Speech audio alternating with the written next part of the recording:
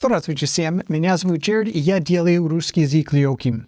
Hey everybody, my name is Jared, and I make the Russian language easy. Today we're going to talk about the 11 vowels that the Russian has. This is a pretty easy concept. Basically, just need to know which letters are the vowels, but there are a few nuances on a couple of letters. I'm going to tell you those. And then there's one vowel that has a very kind of unique aspect to it, which most people don't know, and I'm going to share that with you here in a little bit. Let's get started. Okay, here are the 11 vowels, and you'll notice that they're grouped into two sections. There's the hard vowel, and then its soft equivalent. And I'll describe why that's important here in a few minutes, but right now let's just start at the top and go through and pronounce each one of these, just in case you're new enough that, you're still getting to know the alphabet. A, and then ya.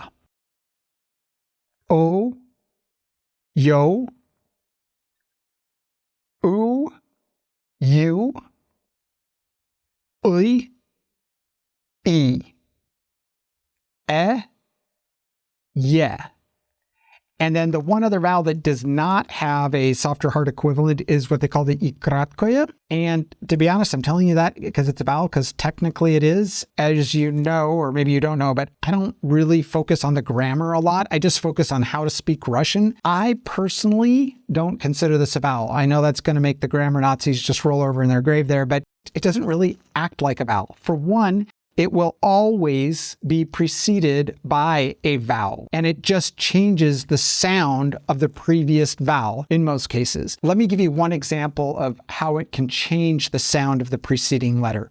My last name is Lyman. They don't have the sound I in Russian, the long I that we have in English. Lyman. L-Y-M-A-N is how we spell it, or how I spell it. So in Russian, my name is spelled L-A-I-kratkoye M-A-N. So that ikratkoye, following the ah, changes it to a lie, an I. It kind of makes that I sound, Lyman. The ikratkoye before each vowel doesn't make a specific sound. I can't just make a whole list for you and say, here it is, because it does kind of depend on the word a little bit. Normally, the ikratkoye in a word, I think you're going to find it to be kind of a non-issue, so I wouldn't really worry about it right now. Here's a few of the nuances to know. The letter O, okay, it actually makes two sounds. It makes the O sound and the ah sound.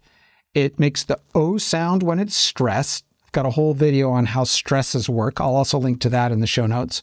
And it makes the ah sound when it's not stressed. The word I always like to use for that example is хорошо. There's three O's. You see the first two here, хара, they get the ah sound, хорошо. That last O gets the long O sound because it's stressed, хорошо. Okay, that's O. Okay, then there's the yo, and yo is always stressed. In fact, that's really what those two dots there for, is to show that it's stressed. So if you ever see it in a word, you know that's stressed. Here's kind of the tricky part. If you run across a word and you're trying to sound it out and figure it out, those two dots aren't always written above the yeah. So sometimes you have to be like, oh, I thought it was a yeah. And, a Russian will correct you and be like, no, that's a yo. And you're like, okay, you just got to learn that there. But I only tell you that so you know that if you're figuring out, like, did I learn the Russian alphabet wrong? No, it's just they don't always write the two dots above it. Okay. And here's the one that I think is kind of cool that I told you about at the beginning of the video. The letter E.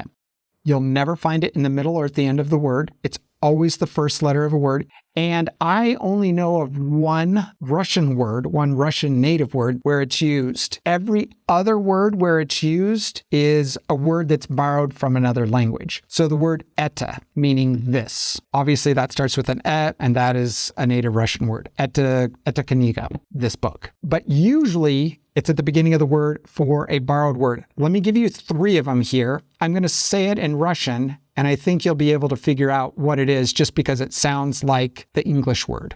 The first one is economist. Economist. So that's an economist. Export.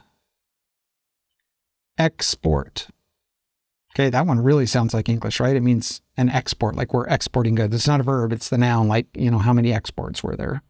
And here's the last one, ekvator. That one's a little bit harder, but see if you can figure it out. Ekvator. Think of a globe. Ekvator. It's the equator. I know that one's a little bit different, but you can see how in each one of those, they're borrowed words and they all start with the letter E. Really, all you need to get out of this video is know which letters in the Russian alphabet are vowels. And if you can remember which are hard and which are soft, that's great. It's not hugely critical.